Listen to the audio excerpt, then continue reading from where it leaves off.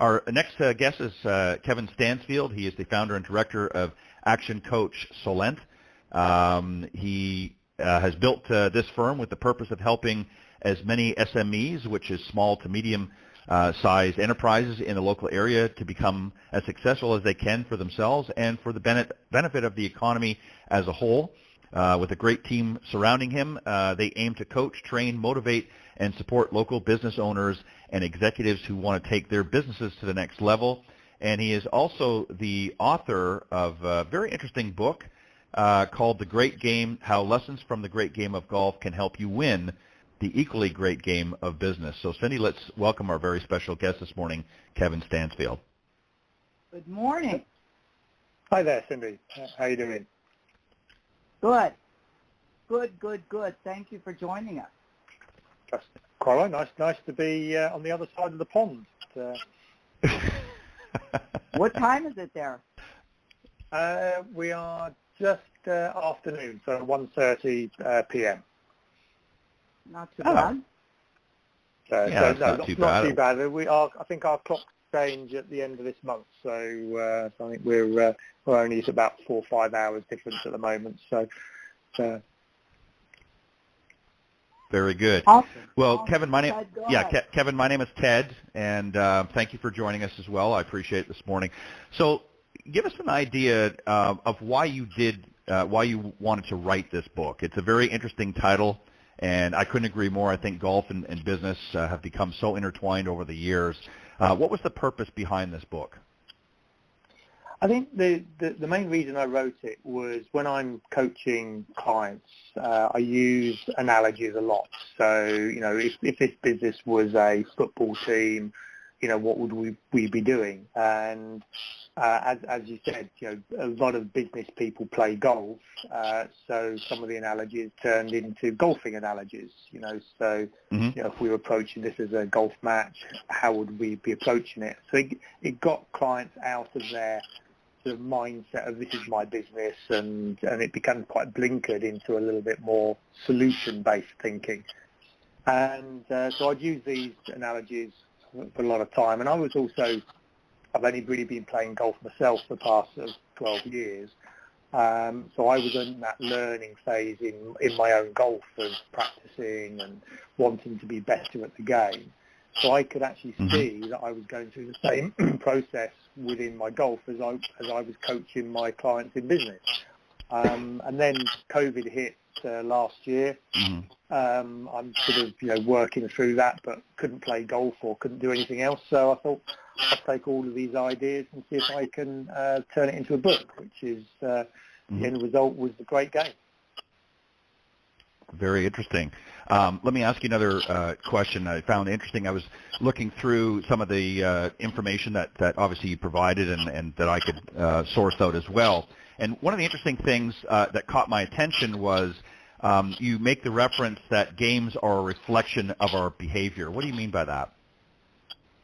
Yeah, so what we find is we can behave in any way we want to. So when you see somebody at work, certainly for the first time, sometimes it's a bit of an act. So they'll put on a strength of character because that's what they think that you want to see. It's very difficult to put on that front when you're playing a game. So when you're playing somebody and you start to see them cheating at golf or swearing or throwing their clubs around, that's really what you're seeing is the true person coming through in that game itself. So how we play a game of golf is often how we run our businesses, how we live our lives, because you're not putting on an act when you're actually in that sort of game mentality. So. Yeah, and I couldn't agree wholeheartedly with that, Kevin, because I've over the years have taken many clients to the golf course. I'm a teacher professional, as Cindy is, and I've taken a lot of my clients out. And it's always interesting to see how they, not so much how they perform, I mean, whether the swing is good or not, that's what we're there to work on. But one of the things that I always notice is how do they conduct themselves? And I think you're exactly right. I think it's a good way of seeing how they, if they're going to cheat or they're going to get angry or frustrated out in the golf course, what do they like behind the desk or in the boardroom or what have you in their business. So it kind of sometimes, gives you an indication of, do I really want to do business with this individual, or maybe do I want to pass this potential prospect? And it's a great indicator. I mean, in sales calls and things like that, you might only have a few minutes on the phone, so you don't really get a chance. But you get them out in the golf course for 2 or 3 or 4 hours, and you get a pretty good indication of that person's character. So I agree with that statement and the fact that it is a way of seeing their behavioral patterns and gives you an idea of whether or not that's somebody maybe you want to do business with. So I really like that statement. Cindy, go ahead. Can you tell us what ActionCOACH Solent is? What do you do? So ActionCOACH is a global business coaching organisation. It's been running for about 30 years now. Started in Brisbane, Australia, and then has gradually sort of, there's offices across the globe. And I run an office down in Southampton, which is the south coast of England. And so generally, up until COVID, was very much looking after local businesses. Since the world has changed and we're now much more online, then my reach is a little bit further afield now. So, but we've got, there's action coaches. If you look up Action Coach, there'll be coaches in America. Got a big contingent in Florida, but across the States. And as I said, I think about 85 to 90 countries across the world now. But our very similar to you guys as golf pros who take a good golfer and make them better. We take good business people and look to make them better in the same way. So we use a lot of sports psychology and bring it into the business world. And that was the essence of this book, was seeing where the two overlap and what can we learn from in the coaching world, in the golf world, what could you learn from the business world and vice versa? Got it. So you coach individual people, not businesses, yeah? Businesses are just a group of individual people. So we predominantly work with CEOs and business owners. I mean, my expertise is probably the owner-managed business, at the probably first, second, third generation, where it's been handed down to sons and daughters. I've got a big contingent of those clients, and so they're on the journey of building a successful business that will work without them. But no one teaches you when you start a business how to play the game of business. Same as it's a bit like a golfer who starts playing golf, never had a lesson, and then 5 years after they've played, they come to you with this god-awful swing, and you're sort of thinking, oh my God, how do I change this now into something that they can actually hit the ball properly? Well, I get that with business people that, think, well, if they'd started with me on day one, and learned how to run a business successfully from day one, they probably wouldn't be in the state they are at the moment. So. Right. Got it. Right. Well said. So, Kevin, let me ask you another statement that you made. You talk about the mastery takes 10,000 hours. I've heard, obviously, that before. So give us an idea, sort of unpack that a little bit. What do you mean? So, I mean, there's been studies on this, and it is a bit of a generalization. A guy called Matthew Said, he's was the British number 2 table tennis champion, and I think I've read one of his books, and he looks into the psychology of why it takes 10,000 hours to master something. And it's that whole adage of, we see people who are good at something. So we watch the TV and we look at, Tiger Woods and Rory McIlroy and these guys, and we go, I'd love to play like you. But what we often forget is these guys started when they were, Tiger Woods, I think 2 years old, Rory when he was sort of, very, very young. And these guys practiced every single day for days, for hours.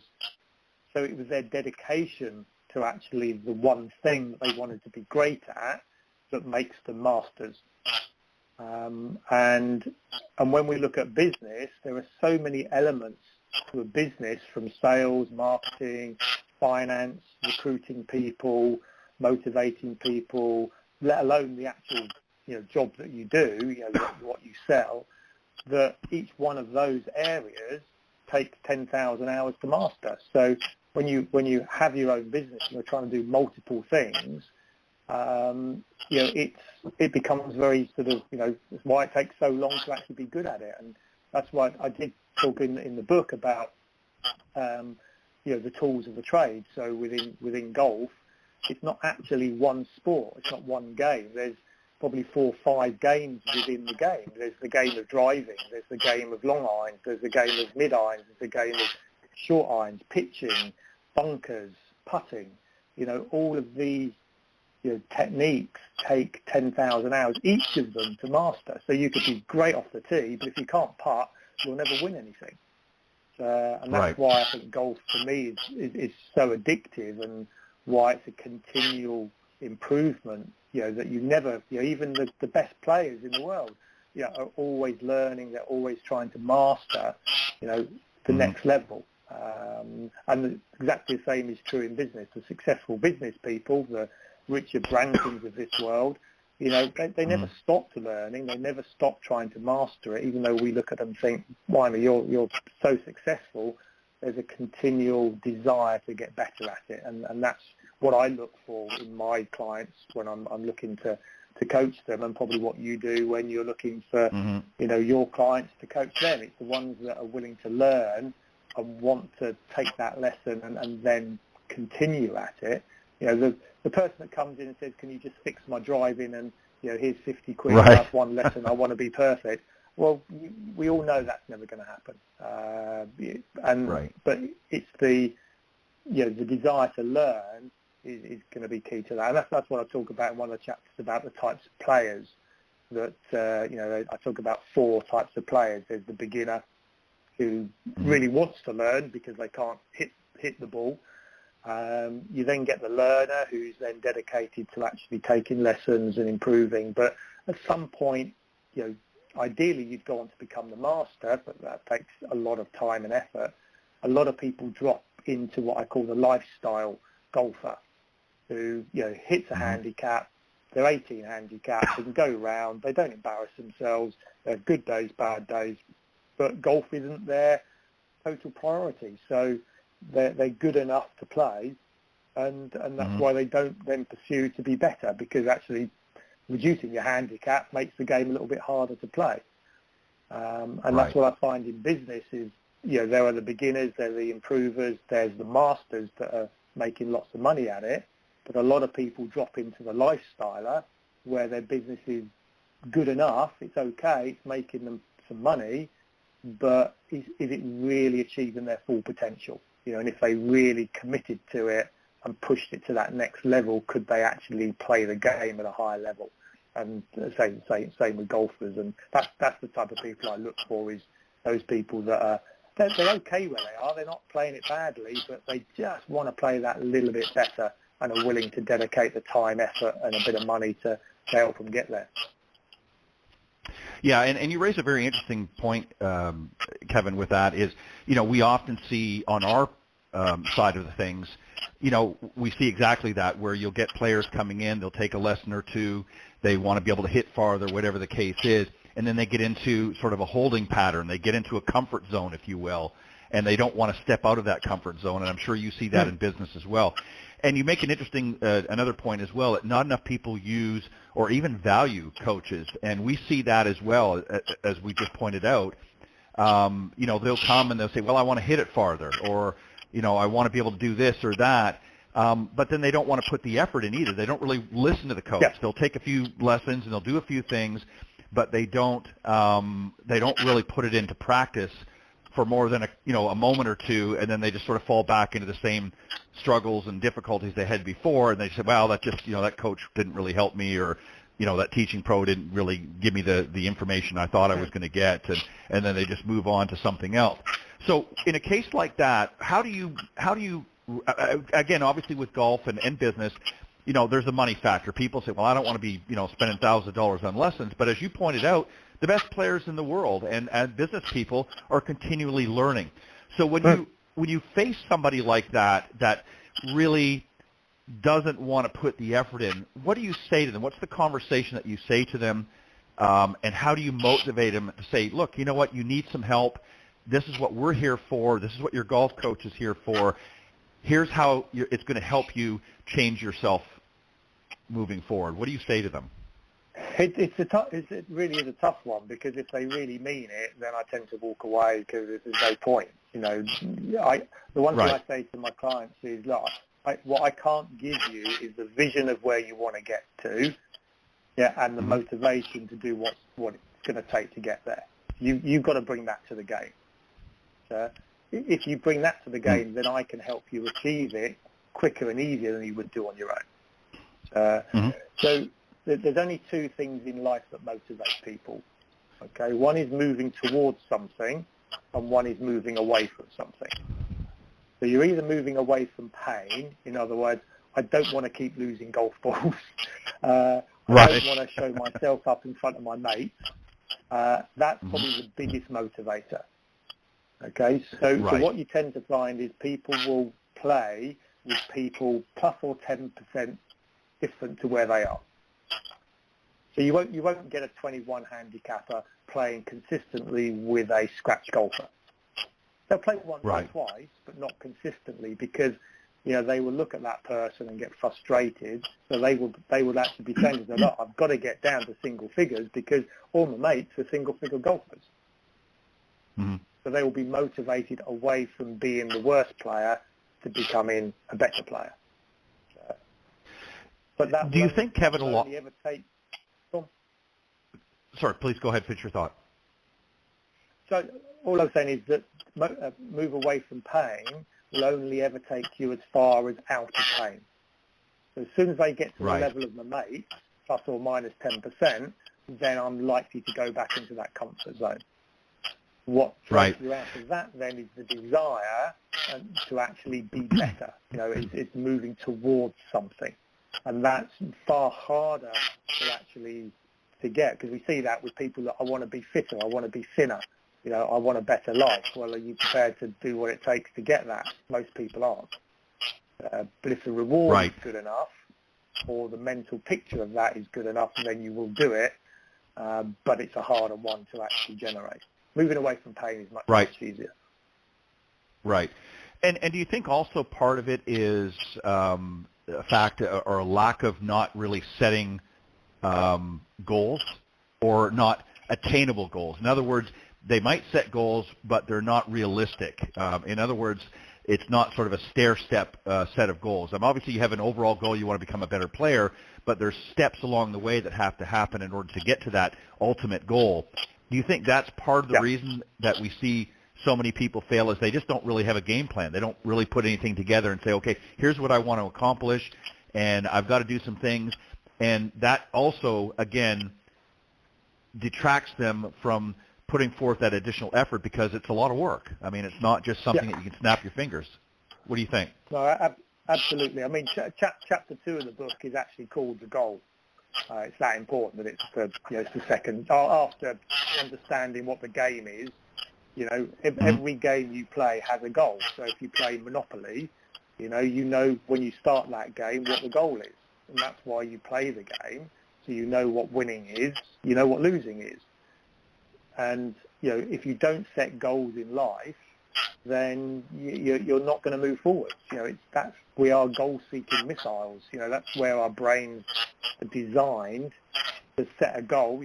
Back in the Stone Age days, it was go out, feed yourself, feed the family. That's the basic level goal. But we're now in a more comfortable lifestyle where we can just pick up the phone and food is delivered the next day. So we have to replace that with goals that we set ourselves. Smart goals, specific, measurable, achievable, realistic in a time frame. But also inspiring goals, emotional goals, goals that make us excited. But I think the biggest fear is the fear of losing. Okay, and certainly in business, because if you lose in business, it's not just losing the game of business. You can lose your house, your family, your life. So when the stakes are that high, what we don't always give our all to it, because, you know, it's a bit like in golf would be the water shot. You know, I don't know if you watch the play, or you must have watched the players, you know, the 17th, you know, and they were hitting across that water. You know, the fear of actually going in the water causes you to go in the water. You know, they can hit that shot on a normal course day in, day out, and they wouldn't get it anywhere near where the water is. But because the water's there and they can see it, and they go, oh shit, don't go in the water, don't go in the water. Well, the first thing you do is tense up and it goes in the water. Right. So we've got to set goals, but also accept that, you know, it's okay to fail. You know, if you set a goal to be the world's number one, chances are you're not going to achieve it. You're more likely not to achieve being the world number one than you have being the world number one. But if you want it enough, if your goal and your desire is strong enough, then you'll be who you need to be, and you'll do what it takes to actually achieve it. Yeah, and I think the goals, obviously they have to be somewhat achievable. Obviously, like you said, if you're trying to be number one, I mean, that's a pretty high bar to set. But at the same time, they've got to be realistic goals as well, and especially the smaller goals leading you to the bigger goal. They've got to be realistic and attainable, because if they're not, then you're just constantly defeating yourself. And yeah, you're going to have failures, as you point out, along the way, but if you're not really setting something that kind of gets you over a hurdle here and there, then it's not going to give you the momentum to want to move forward, or the desire to want to move forward. So very interesting, some of the thoughts there. Cindy, go ahead. Tell us the problem you solve. So who's your perfect customer or client? The problem. I think the perfect client, as I was sort of saying there, is the person that has got to a certain level. From my perspective, has got to a certain level in their business and is doing well. You know, they've got a good business. It's making money. But they look at themselves and go, do you know what? You know, if it stays as it is now, in 10 years' time, you know, am I going to be satisfied with what I've achieved? Because if you've got to that point, you say 10 years' time, yes, I'm going to be over the moon. I've achieved far more than I ever thought I could ever achieve. Then you're probably not going to want to do what it takes to go to the next level. So for me, in business, one of the biggest goals and why you would start a business in the first place is to get financial freedom. You know, it's to be able to be financially free, so you don't have to work, you know, ever again. You know, you can choose to work, because, you know, if you play the game well, then why wouldn't you? But it's that ability to, you know, not have to work. Now, I've got clients in their 20s that are going to achieve financial freedom by the time they're early 30s. Yeah, and I've got people in their 60s who, you know, might struggle to get there by the time they're 70.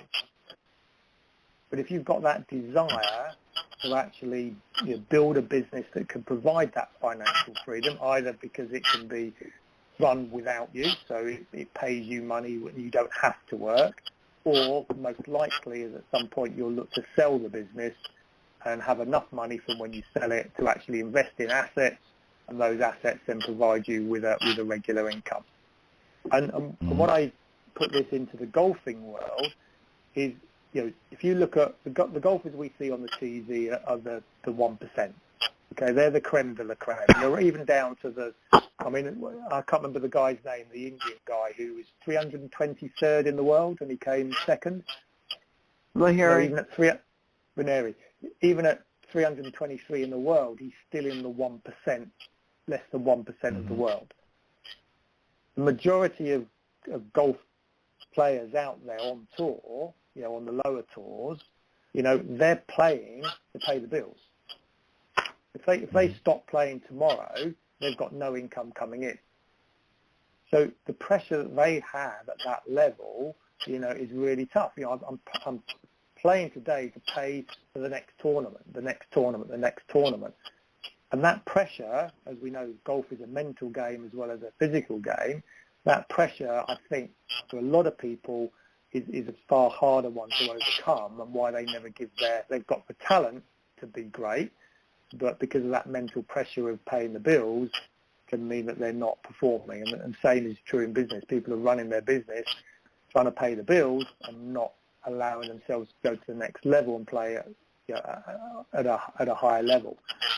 I don't know this for fact. It's just my assumption, but I would guess when you get to a certain point and you've won a tournament or you've paid all your bills off and you've got enough money in the bank, pretty much never to have to play golf again, that's when you can really enjoy playing golf.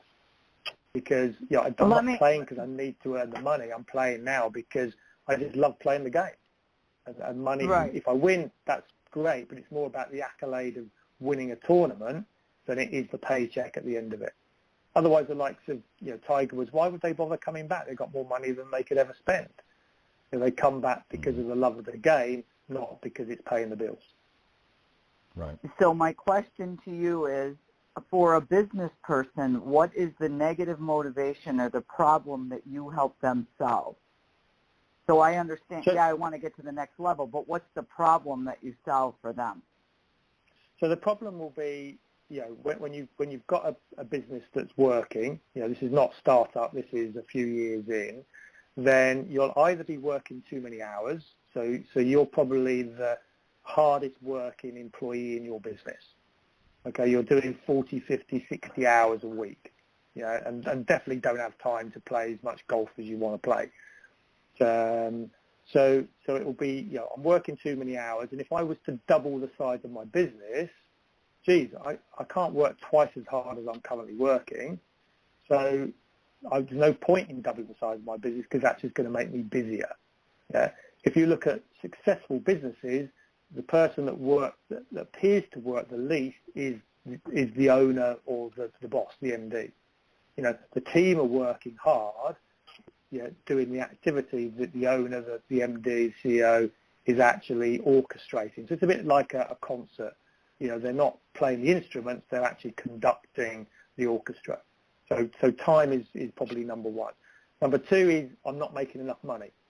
So, I'm working really hard and I'm not earning as much money as I really want to. Okay, I should be earning, $100,000 a year for taking the risk I am and doing the work I am. And so my business needs to grow in order to make more profit to pay me more money.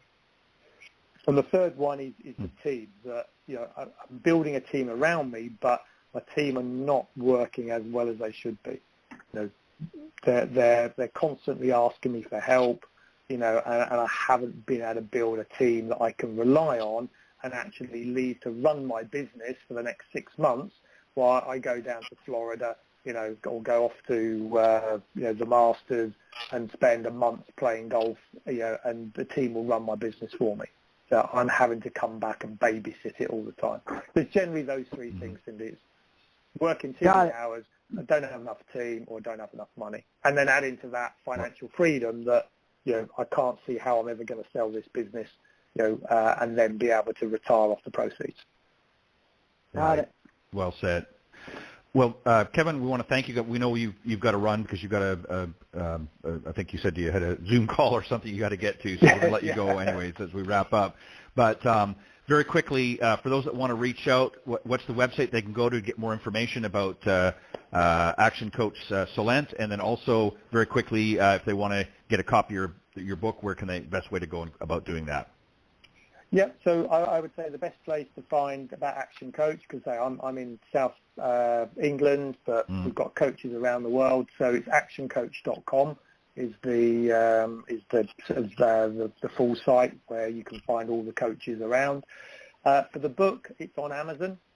So it's the easiest way. If you just type in The Great Game and then put my name, Kevin Stansfield, my book will come up there, and please, I'd love your sort of listeners to grab a copy of it, and give me some reviews and let me know what you think, because I think if you're into golf and you're into business as well, I think you'll get some great learnings from this book, and hopefully mean that you can play both games, both golf and business, a little bit better at the end of reading it.